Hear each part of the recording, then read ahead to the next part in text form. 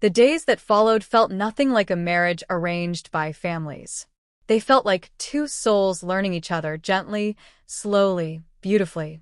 Every morning, he would wake up before me and sit on the edge of the bed, just watching the sunlight fall across the room. Not watching me, just the light. But somehow, it made me feel safe knowing he was nearby. One morning I woke up to find him quietly tying his shoelaces near the door. His hair was a mess, his shirt half-tucked, and he looked ordinary. But something about that moment made my heart flutter. "Where are you going?" I asked, still half asleep. He looked up with a small smile. "To get your favorite flowers." I blinked. "How do you know what my favorite flowers are?" "You mentioned it once," he said simply. 3 weeks ago." The way he remembered the smallest things made me feel seen in a way I never had before. When he returned, he wasn't carrying a bouquet. He carried one single flower, a white lily. "I didn't want a bunch," he explained shyly. "I wanted just one because it's the first time I'm giving you something." My chest tightened painfully, softly, sweetly.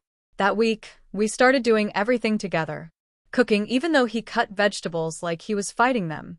Laundry, where he folded his shirts perfectly and mine terribly. Grocery shopping, where he always held the basket even when it got heavy. Every time we walked through the street, he held my hand without thinking. I didn't pull away. Not anymore. One evening, we were sitting in the living room, our legs touching under the coffee table, watching an emotional movie. I tried not to cry, I really tried. But when the sad scene came, a small tear rolled down my cheek. He paused the movie instantly. "Are you okay?" he whispered. I nodded, embarrassed. "I cry easily." He didn't laugh. He didn't tease. He didn't say it was silly. Instead, he leaned closer, took my face gently in his hands, and wiped the tear with his thumb, slowly, as if touching something sacred. "You don't have to hide your emotions from me," he said. "I want to know everything you feel, even the tears." Something inside me melted. That night, the air between us changed. We weren't sitting side by side. We were sitting close, close enough that I could feel the warmth of his breath on my skin, close enough that my heart knew something was happening. When he spoke, his voice was fragile. "Can I ask you something?" I looked at him. "Anything." "Do I make you uncomfortable?" I shook my head instantly. "No, not at all." He exhaled softly, relief washing over his face. "Because sometimes," he whispered, "I don't know if you're staying with me because you have to or because you want to."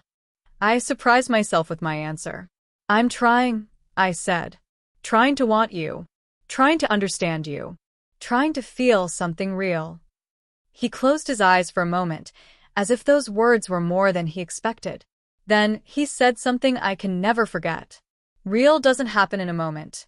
It happens in the quiet, in the spaces between words. And I can wait for as long as you need." My heart trembled. So I reached out, and I held his hand this time.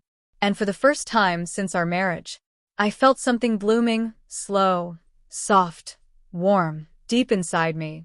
Not love. Not yet. But something close. Something dangerous. Something beautiful. Something that felt like the beginning.